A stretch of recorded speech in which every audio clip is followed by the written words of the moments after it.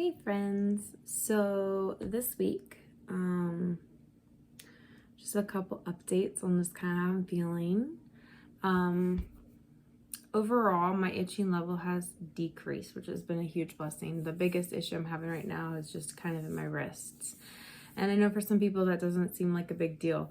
But there was several weeks where every inch of my body was uncomfortable due to the itching and the rashing and stuff. So if you've ever had like a small rash or poison ivy or anything like that, like that, only exponentially more uncomfortable and everywhere. So just kind of an update. I am feeling better. Not great still, but better.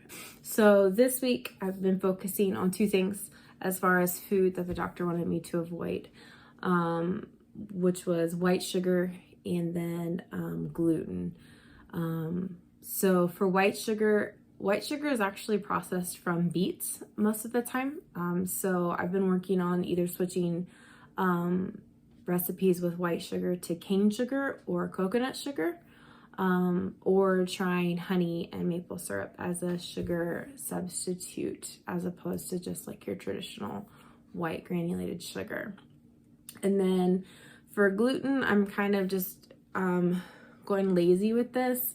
I'm going with just a 1-for-1 substitute for gluten-free flour, and trying that out.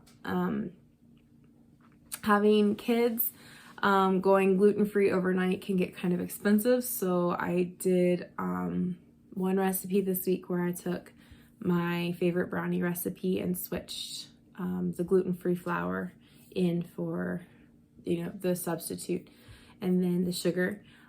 And then for a dinner one night, my husband was craving calzones. So I didn't do calzones, but I did flatbread.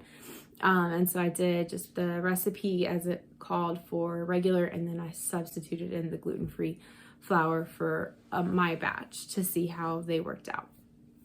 A pretty nifty little tip that a friend of mine told me, whose mom's been gluten-free for several years now, is that if you're using just a regular recipe and you're substituting in gluten-free flour, add a little bit extra of the fat, whatever the recipe calls for. So if it's calling for butter, add a little extra butter. If it's calling for oil or coconut oil or something like that, add a little bit of extra, and that'll help compensate for the more dryness that the gluten-free flours have. So I did that. I didn't double it fully on the brownies. I just added a couple extra tablespoons of butter, pasture-raised butter, and they turned out pretty good. My kids actually really enjoyed them. And then for the flatbreads, there was a pretty substantial difference. Switching it, obviously the color was different, texture was different. It didn't crisp up quite like the gluten would. It called to add olive oil on top and bake it, and it didn't crisp up quite like the regular recipe did. So gonna have to do a little tweaking.